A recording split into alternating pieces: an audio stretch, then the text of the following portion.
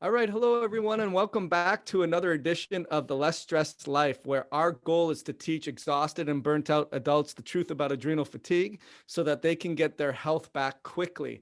And today is a real pleasure for me and for you because Bob Miller is a mentor of mine. Whatever he says is something that's going to be cutting edge. It's going to be helpful. It's going to give you clues and puzzle pieces that you're missing to only make the picture clearer and brighter and ultimately help you get your health back. So, Bob Miller is a traditional naturopath specializing in the field of genetic specific nutrition. He earned his traditional naturopathic degree from Trinity School of Natural Health and is a board certified through the ANMA. In 1993, he opened the Tree of Life practice, and he has served as a traditional naturopath for 27 years.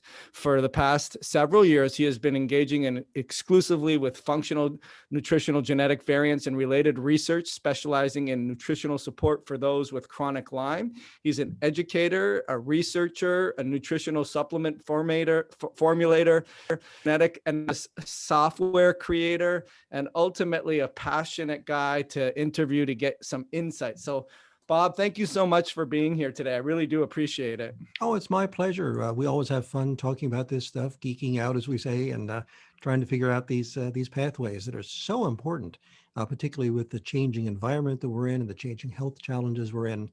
It's, I think, more critical than ever that we understand some of these pathways and how they impact us. Yeah, absolutely. And you're really, what's great about what you do, Bob, is not only are you in the trenches, you're also in the sort of the front lines, but also in the back lines. So you have a really unique perspective on all of this information. And I always like to start, Bob, with your own story. So a lot of the people that we interview, or many healthcare practitioners in general, they have their own hero's journey in terms of why they do what they do, and our audience is exhausted, burnt out adults. Why don't you tell us a little bit of your background story? Sure. Well, my first career actually was an executive in the telecommunications industry. Uh, Very stressful. And at a very young age, in my early 30s, when I had a 6-year-old and a 4-year-old, I started getting ulcerative colitis. And it got worse and worse and worse. I ended up in the hospital. I was there 21 long days. And towards the end, I had lost half my blood, then I hemorrhaged. And it was really a question whether I'd see the morning. I'll never forget the look on my wife's face thinking, am I going to have a dead husband by morning with a 6-year-old and 4-year-old? And the response from the medical folks was, well, we need to cut out the colon. And of course, I'm a Pennsylvania Dutch background, so we're known to be a little stubborn. So I was like, no, I don't think so. And of course, they got angry. You're going to be begging us to cut this out. You'll be in the hospital a couple of weeks out of the year. You're basically an idiot for not doing this. Well, it was like humor me. And I really didn't know what I was doing, but I just had this instinct of there's got to be a better way. And that's when I started looking at some of the old time herbalism of slippery elm and things like that. And for whatever reason, I went into remission. And I'm 66 now. So I guess that was maybe, 30 some years ago. And no, 40 years ago. And no, 30 some years ago. And my colon is just doing fine. No, it's interesting. Just this summer, with all of the stress, I had a relapse. And interestingly, some of the things that we're going to be talking about today was once again what got me back into to remission. So, and I think that might be part of my advantage that by having an electronics background, I think in schematics, I think in pathways, and that's the knowledge I'm bringing to the genomics, looking at the pathways. So that's a little my story. And so that's how I got into this. Had it not been for that, I'd still probably be an executive in telecommunications. Yeah, I didn't know that, Bob. And what's interesting about that is that when you have that story, it's also a mission-driven purpose of, hey, had I had that removed, there's no telling if my health would have gotten better because I probably wouldn't have addressed the reasons why it was having to be removed in the first place. And also having the motivation of, well, if it were other people that are out, if it happened to me, who else could this have happened to? And I need to wear that as a badge for me to guide me as to what my purpose is. So Thanks for sharing. I didn't know that about you. And it kind of gives a little bit of background in terms of that fighting spirit, the not taking just the traditional approach. So then as far as what we just talked about in terms of you have developed a lot of information and research and pathways that help educate providers.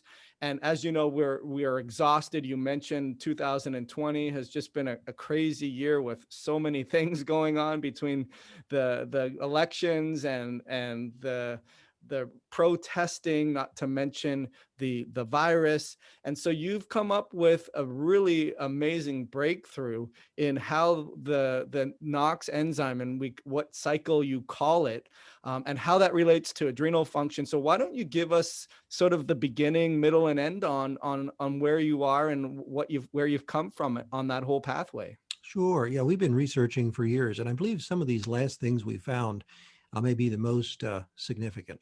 So I'm going to show some charts in a moment, but for now, I just want to talk about our immune system. I mean, what a miracle we are. I mean, it's truly astonishing that we eat fats, carbohydrates, proteins, drink water, breathe air, and expose to sunlight, and everything gets made from that. I mean, it's just mind-boggling. Although I, live and breathe this every day, I'm still in awe at the miracle of the human organism. Just astonishing. Now, your DNA is what makes the enzymes that takes one substance and turns it into another. And when we have genetic mutations or, might be called a SNP, or some people are now saying, let's just call it what's not typical, your DNA may not make some of those enzymes as well as they should, and substance A doesn't get turned into substance B. And that's really the essence of what we're looking at. But I often refer to it as the 3D chess game played underwater, because this is so complex. There isn't simple answers. And I think we're going to look back someday and say, oh, this genetic mutation means this, and we need to do that. I think we're going to look back someday and saying that really was quite naive. Now, one of the things that we're seeing from a stressed out standpoint, when I talk to elementary school teachers who've taught just 5 years, and I say to them, compare and contrast your students today versus 5 years ago, every one of them tells me the children are more stressed, they're more anxious, they can't focus, they're more irritable. If you look at the medical statistics, autoimmune disease among children is skyrocketing. Just think about diabetes. When I was a kid, we used to call it adult onset diabetes. Now children are getting it. The inflammatory bowel diseases, skyrocketing among children. The autoimmune is just going up and up and up. When I talk to college professors, I'd say, tell me about the freshmen. It's like, oh boy, particularly the boys, they're snowflakes. Okay. Everything upsets them. They need safe spaces. I need a coloring book. It's like, seriously, dude. And it's not their fault. It's because of what's happening. So as our genetics aren't changing. I mean, we aren't any different today than we were 50 years ago or 100 years ago. But I believe what's happening is our environment is changing. And I think we're going to look back someday and say, oops, to a lot of things. For example, many years ago, buildings were burning down, people would die, so we found asbestos. And it was like, cool, we're not going to lose lives because buildings burning down. Then we found, oops, asbestos. Then we came across with lead. Hey, this makes your paint better. This makes your engine work better. Oops, lead poisoning, which is now a big deal. So I think we're going to look back someday on some of the things we're doing today and say, what were we thinking? Okay.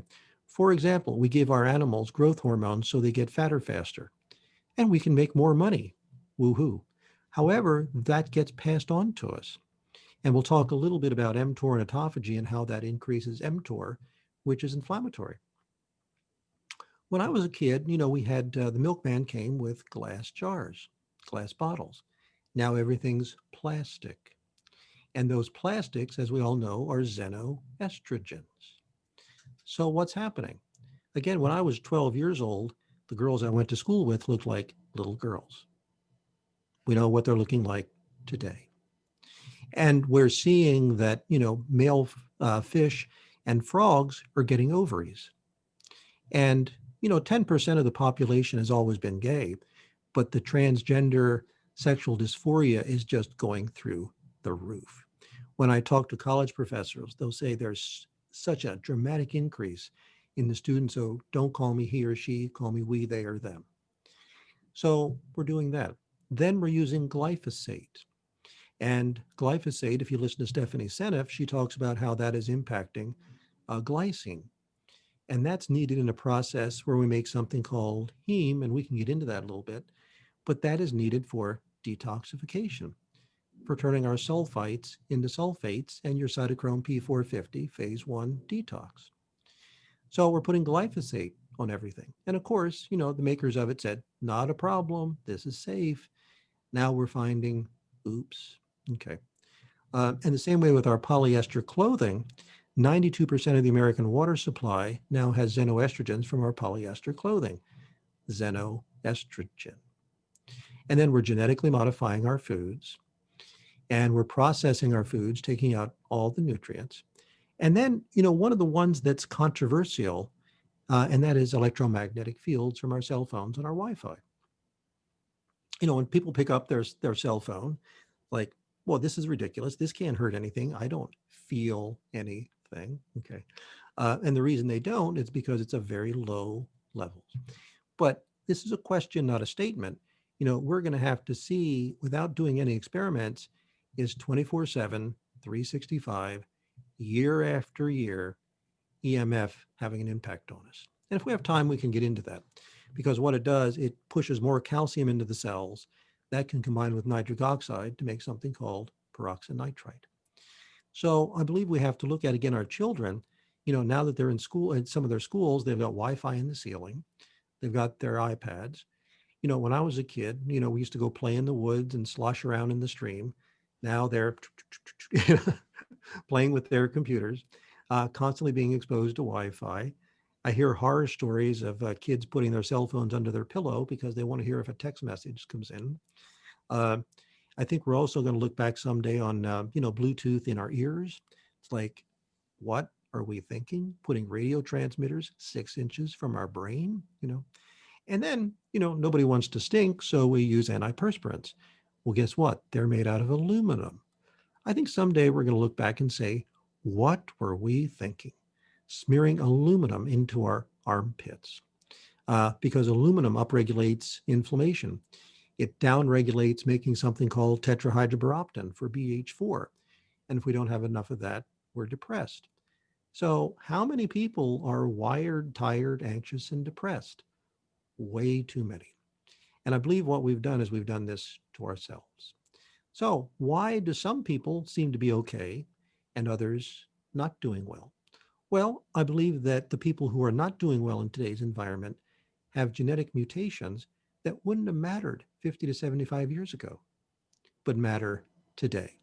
So for example, if you don't, if your calcium voltage channels are a little weak, you're going to be more impacted by EMF. If your NOx enzymes that give an immune response are overactive and they're a little stimulated a little too much, that's what we're going to talk about today. They go into overactivity. If you don't make enough glutathione, before we had all this chemical exposure, it didn't matter. Now it does. And I also need to talk about mycotoxins a little bit. There's some concern because we're making our houses tighter and we're not using plaster anymore. Some of the materials that are being used, like drywall, if they get wet, they absorb moisture and they're making mycotoxins. I know Dr. Klinghardt believes that EMF will strengthen mycotoxins. So all of these are putting an inflammatory burden on us, increasing something called mast cells. And I'll show some charts on that. So I believe what we've done is we have created the proverbial perfect storm.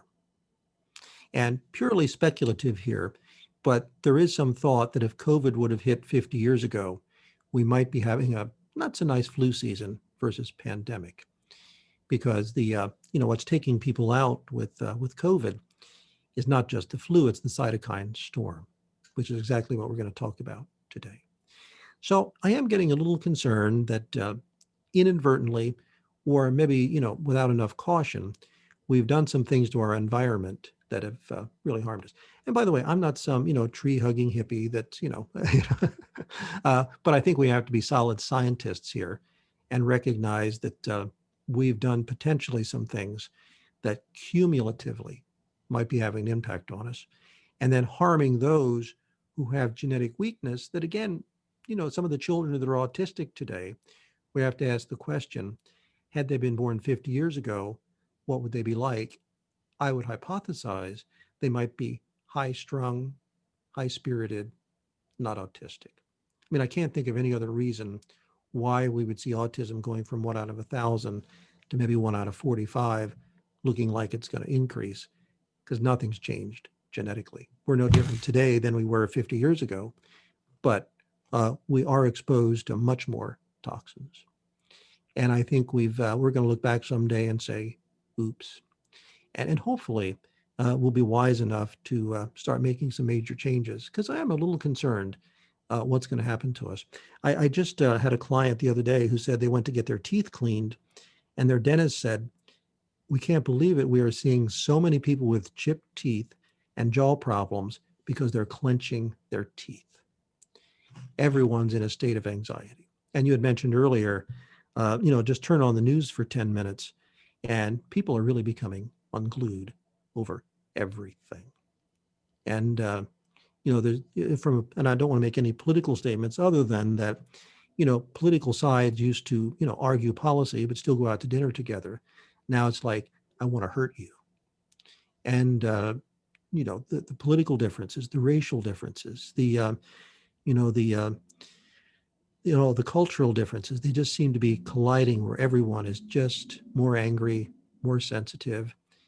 And even if I stop for a cup of coffee and I just talk to the clerk at the store, I say, oh, how are you finding people? They're like, oh my gosh, they throw the money at me. They're angry. They're frustrated. There seems to be this level of frustration that I believe, there's multiple causes. If somebody says they have the answer, I wouldn't believe it. But I believe there's multiple reasons.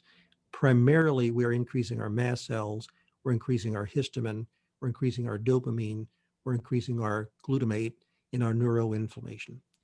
And I don't think there is a simple answer.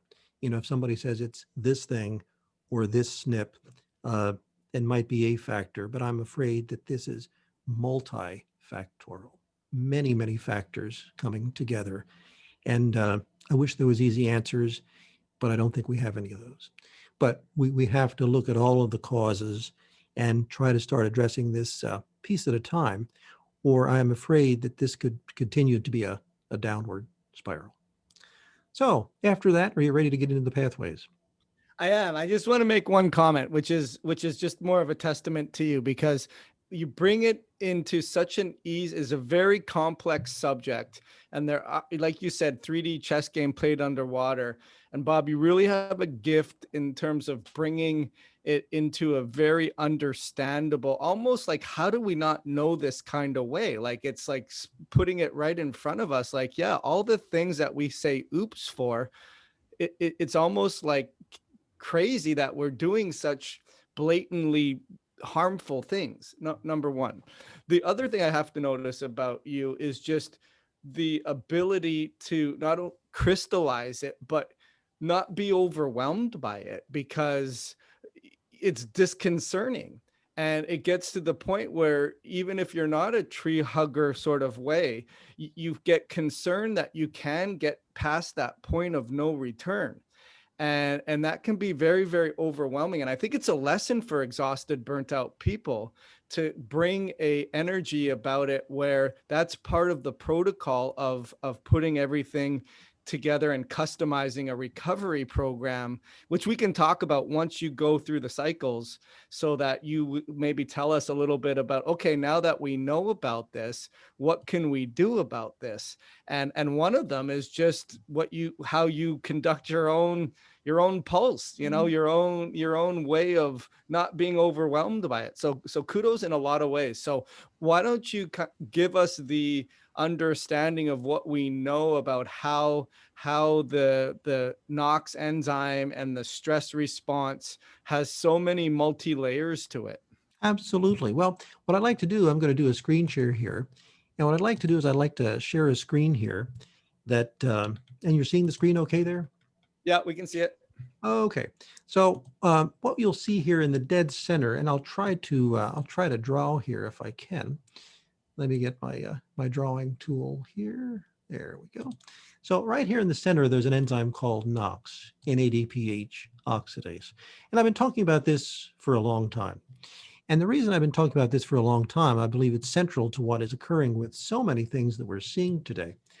Now, what this stands for is NADPH oxidase. And what that means is that when we're faced with a pathogen, a bacteria or something else, again, what a miracle we are. We take we take oxygen from iron, and we take an electron from NADPH, and this NOx enzyme makes a free radical called superoxide and hydrogen peroxide, and that makes something called mast cells. Now, these mast cells are white blood cells that protect us. If we didn't have these mast cells, we would die of infection. We wouldn't survive. This is what protects us.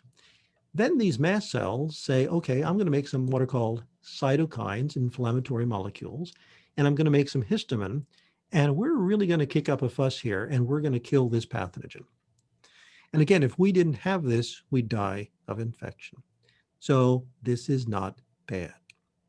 Critical for survival. Now, what happens is I am really intrigued by a molecule called NADPH. NADPH is made inside the body, and we can have genetic mutations. We don't make enough of it. It wears completely two different hats. One, it helps make something called nitric oxide down here in the bottom right. Nitric oxide is very, very important for us to make to have good blood flow. And if we don't have enough nitric oxide, we're going to have high blood pressure and all kinds of things related to our cardiovascular system. So we need to have adequate nitric oxide. And you can see here that NADPH is a cofactor to make that. So if you don't have enough nitric oxide, many times cold hands and feet. Most people have never heard of this antioxidant called thiodoxin, but it's a really important one. And again, it needs NADPH to keep recycling this so it keeps doing its job. Many people have heard of glutathione, and glutathione is the master antioxidant. And after it does its job, it becomes oxidized. And again, we need NADPH to recycle it. Okay. So if we don't have enough NADPH, we are not going to recycle that antioxidant. Now, we also make something called heme. Yes, that's kind of like your hemoglobin. And that heme needs to turn into ferritin. Once again, we need NADPH. We need something called biliverdin that calms down mast cells, NADPH. And NADPH is used in a lot of processes, but a final one we're looking at here is how we stimulate the production of antioxidants. But look at what happens here. NADPH does all those good things, but when the NOx enzyme says we've got a foreign invader, it's kind of like the National Guard. It stops what it's doing and goes fights a battle. Now, when we have a short infection, again, without this, we die of infection. So we slow down our antioxidants. And it took me a while to figure that out. Well, it makes sense when you have a desire to kill something, you want a temporary reduction in your antioxidants. So we go in for the kill, and then ideally we go back to homeostasis, and the antioxidants start doing their job.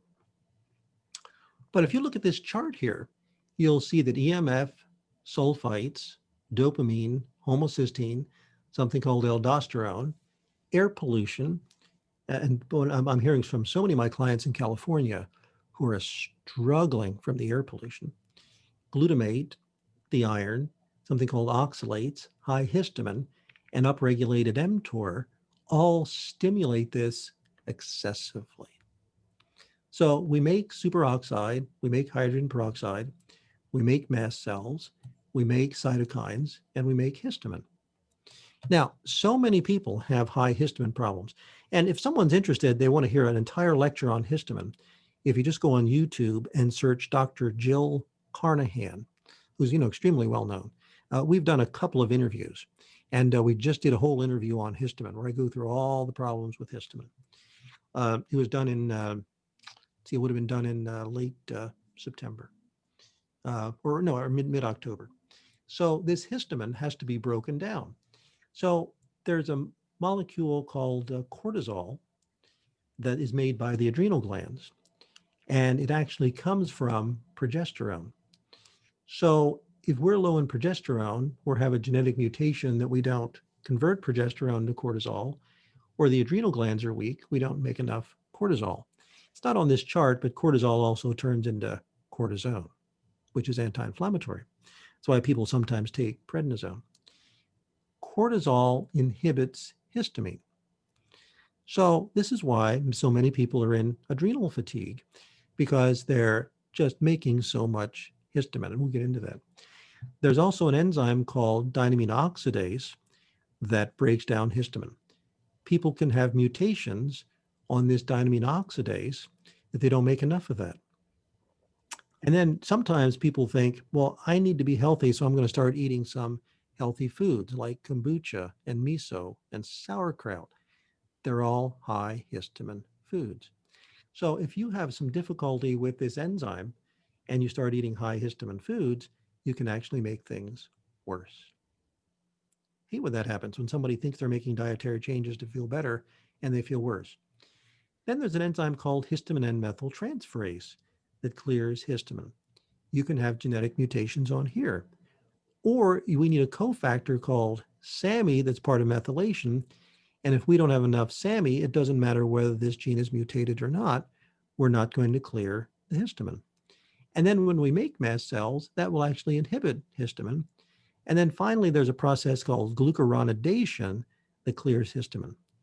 So if we have anything that would be overproducing the histamine and any of these pathways that don't clear it, that histamine can go high. And so many people are having allergies.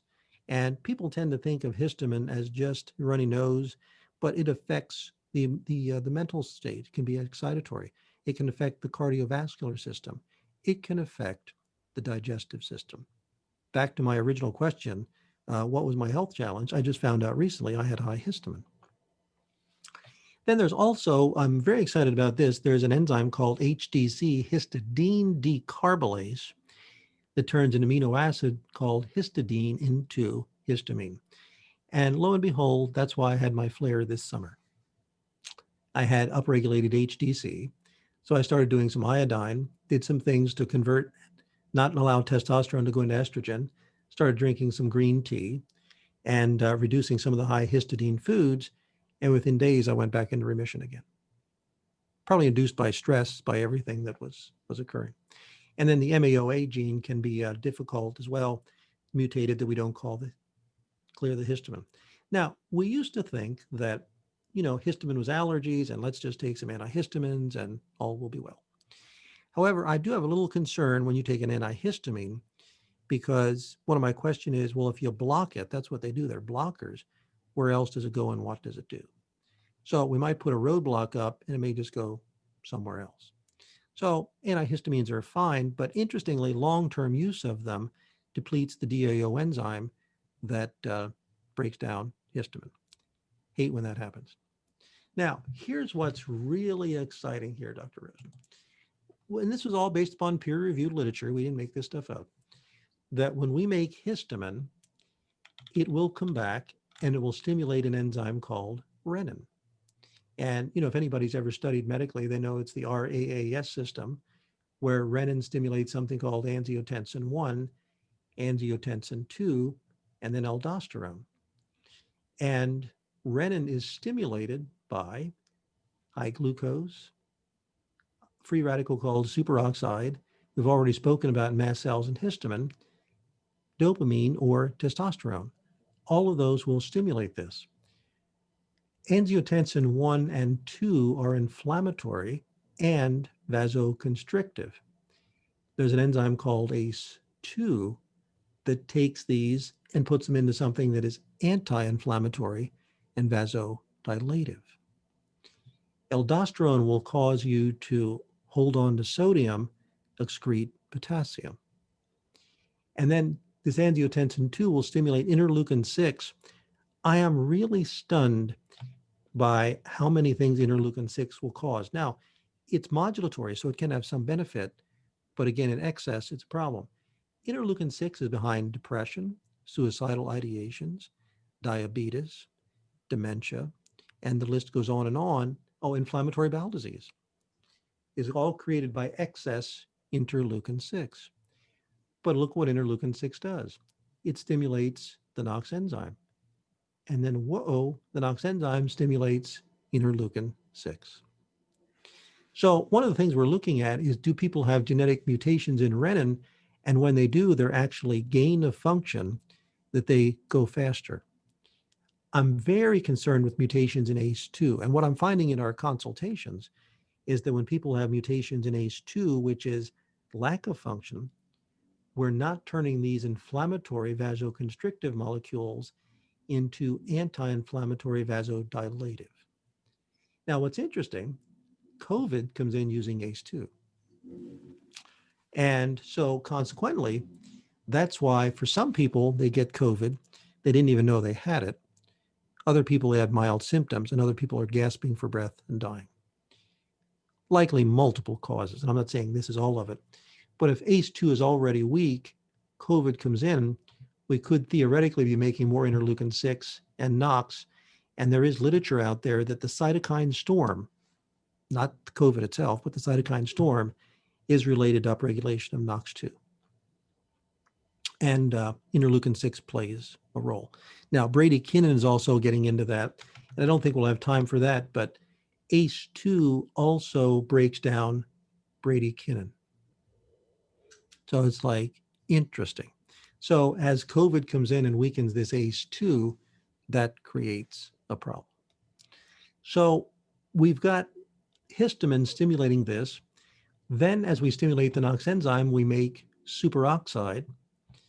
Superoxide will combine with nitric oxide to make something called peroxynitrite, which is very oxidizing, depletes your glutathione, and this superoxide comes back and stimulates the renin enzyme. So what do we have here? We have what's called a positive feedback loop, that this thing just feeds upon itself. And look who some of the culprits are, mycotoxins. And again, we're concerned mycotoxins are getting stronger. Borrelia, Lyme disease. So I find the sickest of the sick are the ones that have Lyme and mycotoxins stimulating these mast cells. Now, just as a side note, these mast cells will stimulate something called interleukin 13. And if there's mutations on here, this will come back and further stimulate the mast cells and spin this thing even faster. So I've named this the Holmes cycle, based upon a relative of mine who had a lot of influence. And I just gave it that name because the Miller cycle just didn't have a ring to it. I don't know why I did. And then we've also come up with the name, the NADPH steal, where this precious NADPH is being overused by the NOx enzyme to make the mast cells. And as we just pointed out, this NADPH is needed for all those other important things. So there can be genetic mutations that you don't make enough NADPH. Then if you're stealing it to make all this inflammation, you're in a positive feedback loop. Now, interestingly, aluminum also stimulates the NOx enzyme. That's why it's used as an adjuvant in some vaccinations. So what are we doing? We're smearing aluminum chlorohydrate into our armpits. What were we thinking? So I would encourage anyone who's using an antiperspirant, give serious thought to changing their mind on that. And I was just at a conference over the weekend where more pathways, more antioxidants are impacted by aluminum. And just think what we did. We drank Coca-Cola out of aluminum cans for a while. Brilliant, right? And we sometimes have aluminum pots and pans. So, and aluminum will also inhibit the making of BH4, which is needed to make your nitric oxide. And if we don't have nitric oxide made, we get more superoxide made. So again, we've just created this perfect storm. So I believe there's so many things stimulating the NOx enzyme. Interestingly, just learned at a conference this weekend, vitamin D calms this down, vitamin A stimulates it. So particularly if we're concerned about the cytokine storm, I mean, we need vitamin A, but maybe taking excess to think that we're going to protect our immune system may not be wise. And then mTOR, if we want, we can talk about that a little bit, but that is the growth of new cells. And without that, life doesn't exist. But it needs to be balanced with autophagy, the cleaning of the cells. And again, we don't have time to get into all of it, but if we don't have this mTOR and autophagy balanced, this mTOR will stimulate the NOx enzyme. So when I said there's no easy answers, you can see now why. Now, what I think is happening a lot of time, I think when you look at this whole pattern here, I believe this is happening in a lot of people. Upregulated NOx, upregulated mast cells, upregulated histamine, coming back here and spinning this around. But there's probably 50 different ways this could occur. If you got glyphosate exposure and you don't turn your sulfites into sulfates, or you have genetic mutations that you don't turn your sulfites into sulfates, it could be the sulfites that's stimulating this. If you are living in California and you're breathing all this air pollution from the fires, it could be this that's stimulating it. If you're not methylating properly and your homocysteine is high, it could be the high homocysteine. If you have Clostridia or you have genetic mutations in your dopamine and norepinephrine, it could be the dopamine. If you're of English or Irish descent, oftentimes they overabsorb iron, and that could be an issue. Or many times Northern Europeans and Germans have high glutamate. That will not only stimulate NOx, but inhibit ACE too. Or if you have spring and fall allergies, the histamine will create it. Or if you live in a moldy house, or you're exposed to so many xenobiotics that are, toxins, or xenoestrogens, or have Lyme disease, or, have your router in your bedroom, or live next to a cell tower. There are just so many things environmentally.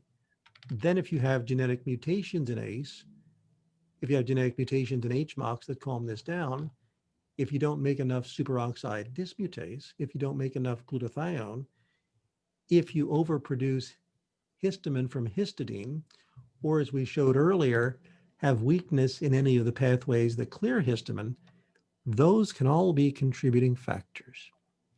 So I wish I said, and by the way, here's the magic bullet. We don't have any of those. And if somebody tells you that, be very suspicious, because there isn't a magic bullet to fix this. So I think what we have to do is we have to get away from the pill for the ill and look at the individual person. And, one of the ways that you can tell if your adrenals are tired, you can do cortisol tests that'll measure your cortisol. Not every case of POTS is adrenal fatigue, but many times it is. If your blood pressure drops and you get dizzy when you stand up, that can be a factor. If you have vinegar and all of a sudden you're sneezing and feel terrible, you may not be breaking down your histamine. If you eat beef or pork chops and you feel terrible, you may have your histidine to histamine conversion being upregulated. So there is just so many answers. And if somebody says, Bob, what do I do? My answer would be, I don't know. We have to look at that person's genome. Did you live in a moldy house? Did you live next to farms where you had a well and possibly you're drinking glyphosate? Do you have genetic mutations in the heme cycle? Is your homocysteine too high?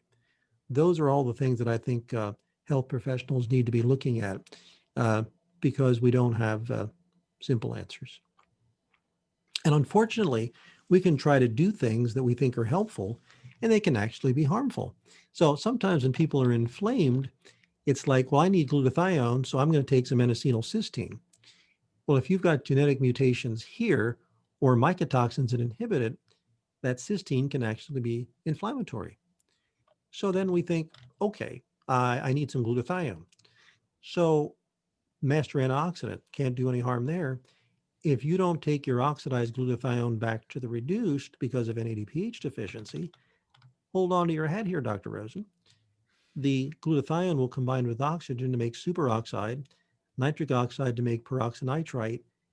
How paradoxical is this? Under the wrong conditions, taking glutathione could actually oxidize your DNA and deplete your glutathione.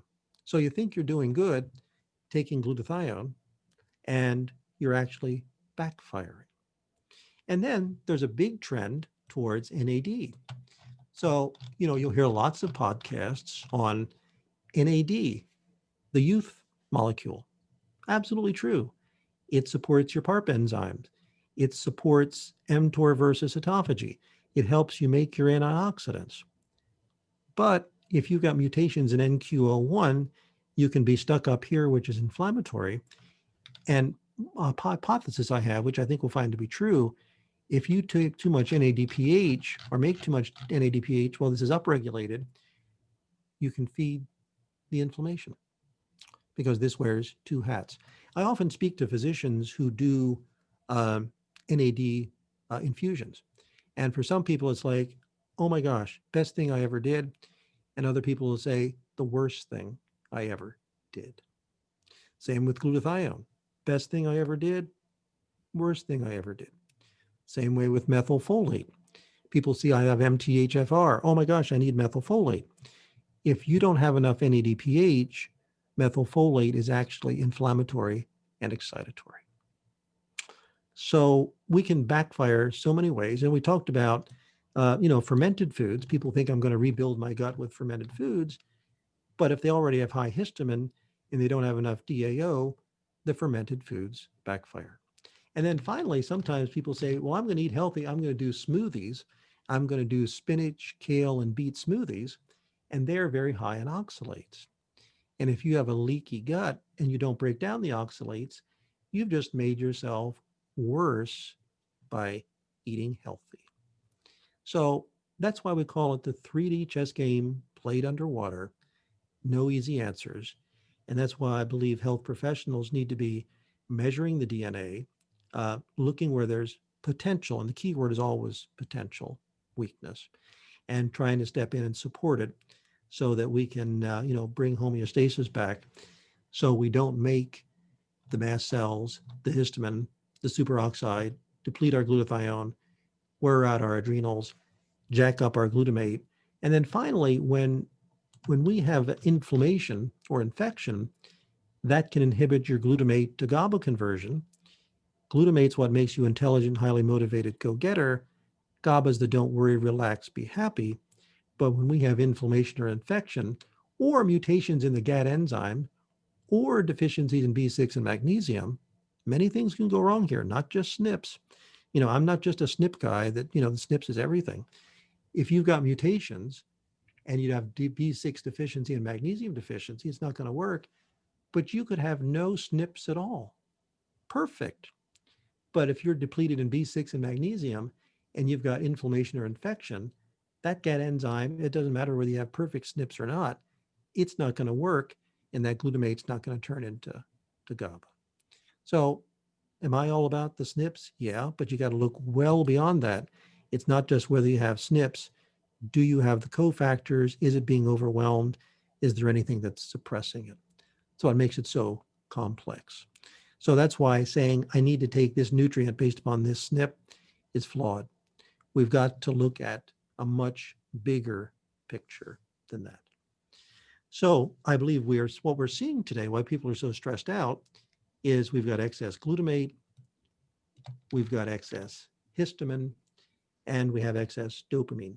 And I'll wrap up my thoughts on the dopamine, because dopamine will stimulate the renin enzymes. So one of the interesting enzymes that breaks down dopamine is something called COMT. And again, you can have mutations on COMT, but if you've got extra estrogen and low testosterone, testosterone supports COMT, estrogen suppresses. This COMT enzyme is not going to work whether you've got mutations or not. And then if you start eating a lot of cheese, tyramine foods, or you start taking boatloads of quercetin because you think that's going to break down your histamine, you can be jacking up your dopamine. And then SAMe is a cofactor. So again, if everything's perfect here, but you don't have the cofactor, it's like having a brand new car without gas. So there's a lot that can go wrong over here. So we can't just look at COMT and say, oh, because I have COMT, this or that. I'll never forget, I had a client who was having, headaches, felt terrible, uh, and he was eating grapes and cheese, which was inhibiting COMT. Now, had weakness there to begin with, testosterone was low, estrogen was high, was eating cheese. I don't care what your COMTs are looking like, you're not going to clear your dopamine. And your dopamine, when it's high, makes you very irritated. And you can also have mutations in the DBH enzyme, but Clostridia in the gut will also impair dopamine and norepinephrine conversion. So I hope that gave you an idea as to how many things can go wrong here. And I don't want to be discouraging. I'm just saying we really have to do our due diligence and, avoid some of these things. Make sure you don't have mold in your house. Uh, give serious consideration to using aluminum in your armpits. Be aware of if histamine foods create a problem. Get your genomics done, see where you might have some functional weakness. We're not talking about disease SNPs here. That's what a geneticist does. We're talking about functional genomics where you look as though some function may be off, and then taking the appropriate remedial steps. So to sum it up, I believe that because of things that we've done to the environment, we are overstimulating uh, the they are overstimulating the NOx enzyme. We're overstimulating the mast cells. We're overstimulating the histamine. It's all feeding back to just be one vicious cycle that keeps on going. Amazing, amazing stuff. And it answers the question that I get, and I'm sure, well, I don't know if you get it very much, but I get it a lot, is why do I need to have a genetic test? And especially for the people that listen to this podcast, Bob, they're exhausted, they're burnt out, and they're usually conditioned to think about the 4-point saliva test. And I say, well, we need to do a genetic test. And why would I need to do a genetic test? So I now have a new educational tool to tell them, which is great. And thank you so much.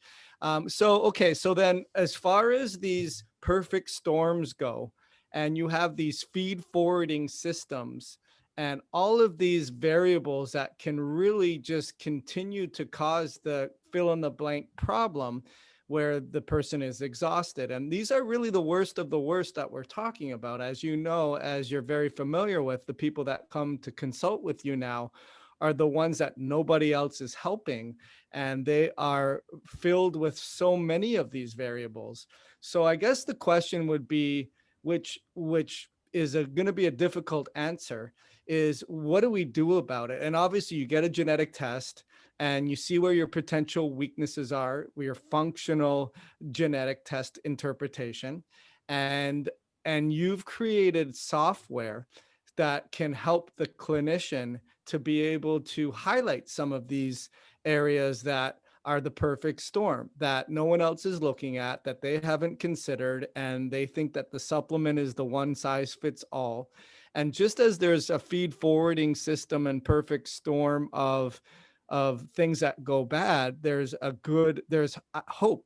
And there's definitely, you've seen amazing transformations because those same tools and information that create perfect storms that cause the pins to go down can still cause those pins to go up. So I guess the long-winded question in that, Bob, is with the software and the intelligence of the software, which I know you're working really hard on, how can that help someone who is suffering and the practitioner so that they can then make a huge difference in that person, given that that software is intelligent? Does that make sense? Do you understand that Yeah, question? absolutely. Well, when we say when the software is intelligent, all it does, it identifies, do you possibly not make enough DAO?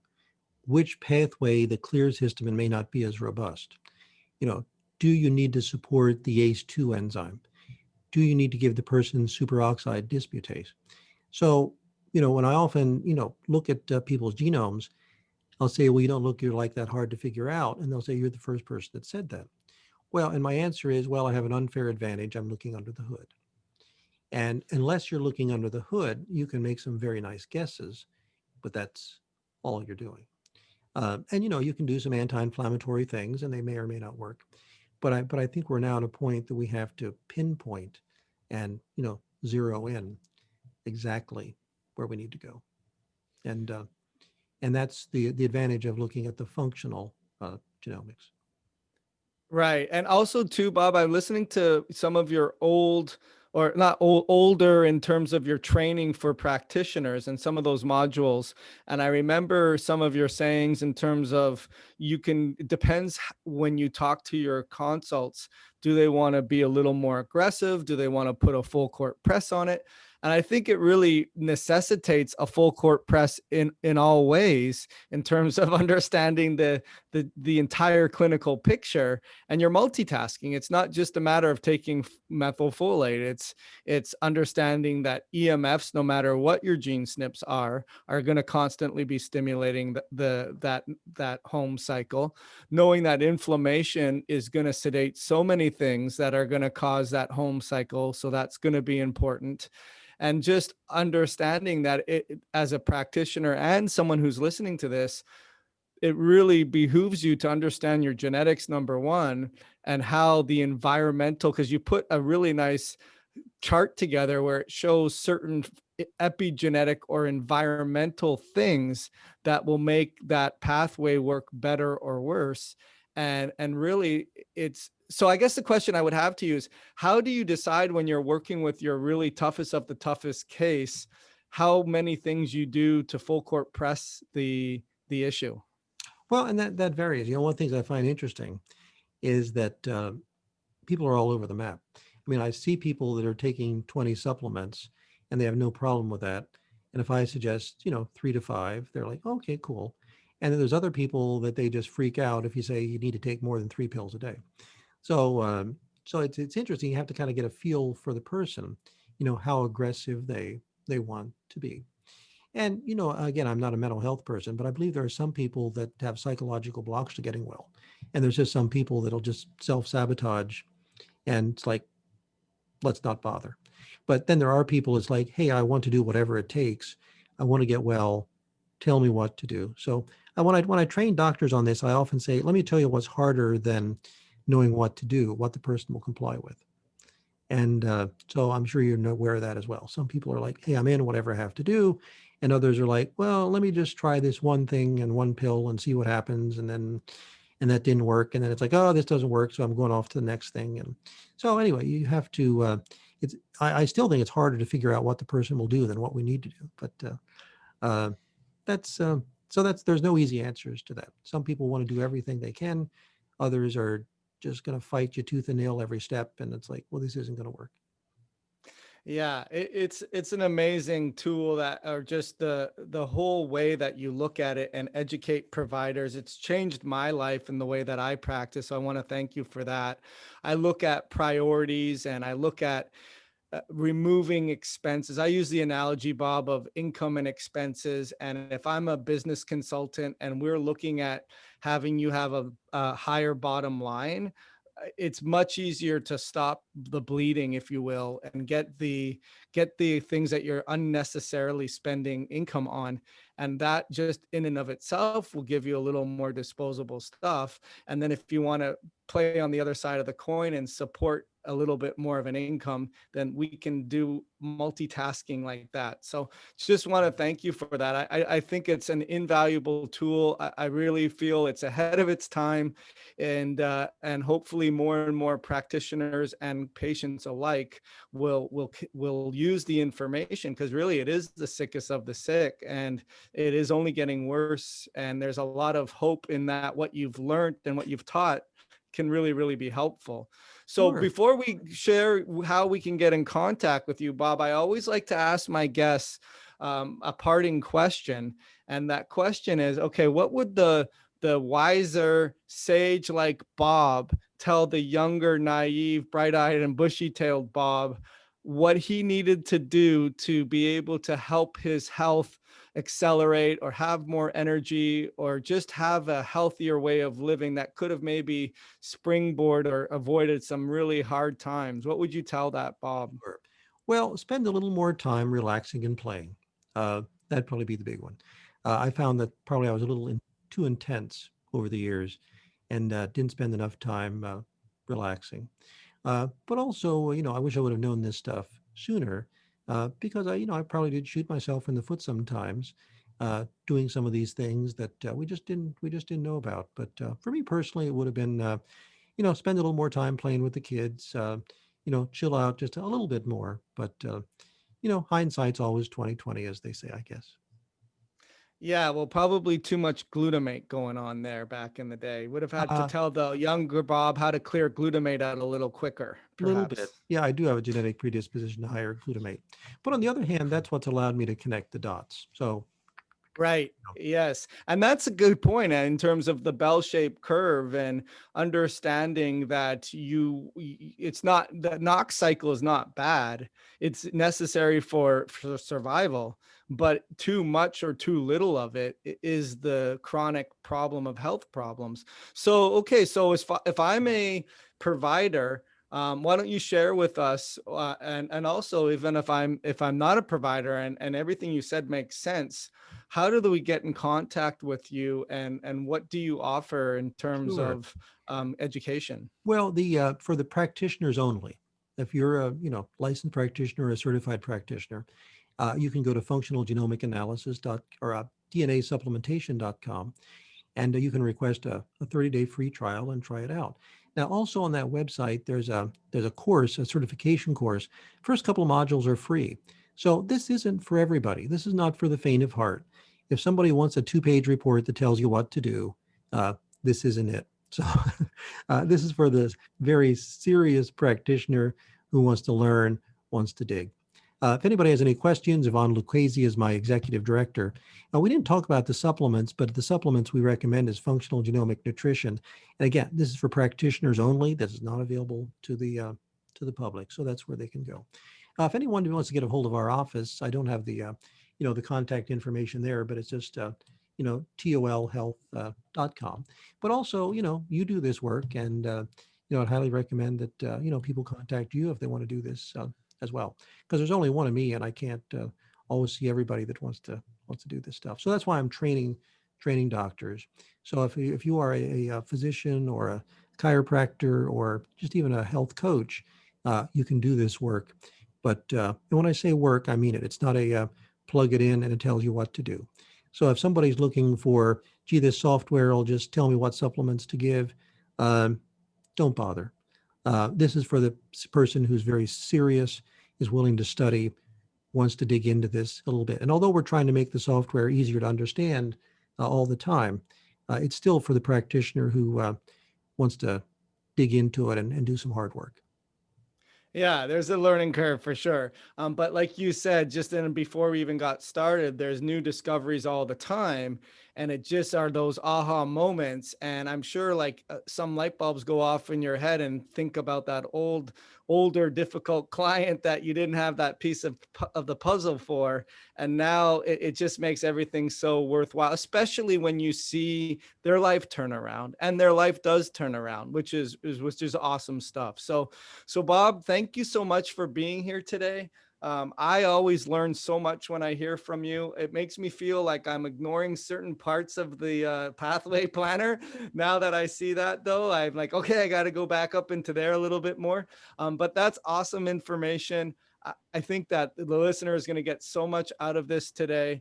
And I really just want to thank you for all that you do and wish you continued success and great health for you and your family going forward. Well, thank you so much. Always a pleasure to chat with you, and thank you for the kind words. And I can just promise everybody we're going to be working as hard as we can to continue to research. I'm very blessed. My son's following in my footsteps. He's now has his master's in pharmacogenomics, and he does a lot of the research. So we make a good team, and the bottom line is we want to make a contribution to humanity.